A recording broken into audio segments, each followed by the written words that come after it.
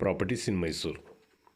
ಇದು Mysuru suburban bus ಸ್ಟ್ಯಾಂಡಿಂದ 10 kilometre distance. Satagalli bus stand ring road ಜಂಕ್ಷನಿಂದ 5.5 ಕಿಲೋಮೀಟರ್ ಡಿಸ್ಟೆನ್ಸು. ಮಣಿಪಾಲ್ ಹಾಸ್ಪಿಟಲ್ ಜಂಕ್ಷನಿಂದ 9ನೇ ಕಿಲೋಮೀಟರ್ ಡಿಸ್ಟೆನ್ಸು. 2.5 ಎಕರೆ ಕಂಪ್ಲೀಟ್ ಫಾರ್ಮ್ ಹೌಸ್ ಇದು. ಮನೆ ಒಂದು ಸ್ವಲ್ಪ ಚಿಕ್ಕದು ಮಾಡಿದ್ದಾರೆ, ಇನ್ನು ಬೇಕಾದ್ರೆ ಮಾಡ್ಕೋಬೋದು, ಜಾಗ ಬೇಕಾದಷ್ಟಿದೆ. ಸುತ್ತ ಬೌಂಡ್ರಿ ಫೆನ್ಸಿಂಗ್ ಆಗಿದೆ.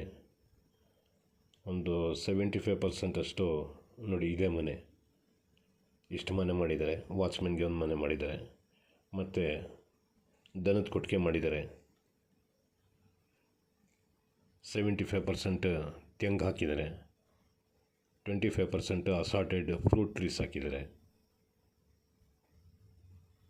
ಒಳ್ಳೆ ಕ್ವಾಲಿಟಿದು ತೆಂಗು ಹಾಕಿರೋದು.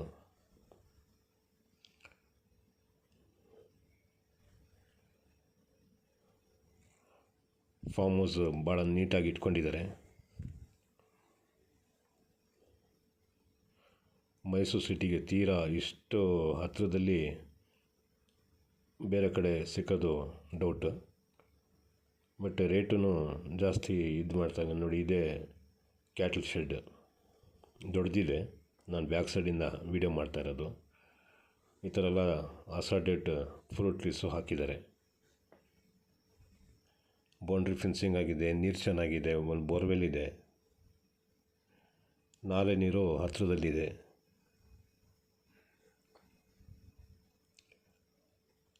ಇದರದ್ದು ಬೆಲೆ ಹೇಳ್ತಾರೆ 4.5 ಲಕ್ಷ ಒಂದು ಗುಂಟೆಗೆ.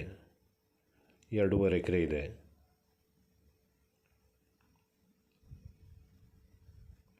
ಇಲ್ಲಿ ಸುತ್ತಮುತ್ತ ಫುಲ್ ಲೇಔಟ್ಗಳಿರೋದು. ಇನ್ವೆಸ್ಟ್ ಮಾಡೋರು ಈಗ ಫಾರ್ಮ್ ಹೌಸ್ ಯೂಸ್ ಮಾಡ್ಕೊಂಡು ಒಂದು 4-5 ವರ್ಷ ಆದಮೇಲೆ ಲೇಔಟ್ ಮಾಡಿದ್ರೆ ಒಳ್ಳೆ ದುಡ್ಡು ಸಿಗ್ತದೆ ಆ ಟೈಮಲ್ಲಿ. ಈಗಲೇ ಲೇಔಟ್ ಮಾಡ್ಬೋದು ಬೇಕಾದ್ರೆ. ಇಲ್ಲಿ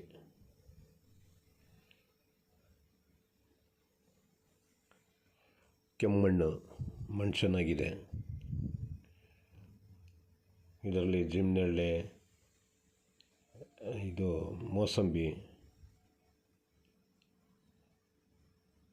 ಮತ್ತು ಸೀತಾಫಲ, ಸೀಬೆ, ಬೆಟ್ಟದ ನೆಲ್ಲಿಕಾಯಿ, ಈ ಥರದ್ದು ಅಸಾರ್ಟೆಡ್ ಟ್ರೀಸ್ ಇನ್ನೂ ಸುಮಾರು ಹಾಕಿದ್ದಾರೆ.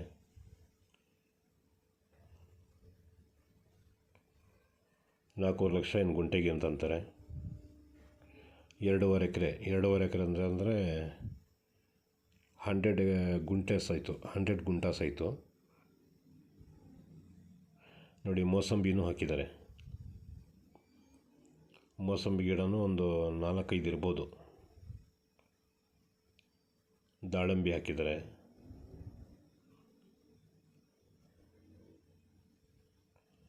ನೋಡಿ, ಸೀಬೆ 2-3 ವೆರೈಟೀಸ್ ಹಾಕಿದ್ದಾರೆ.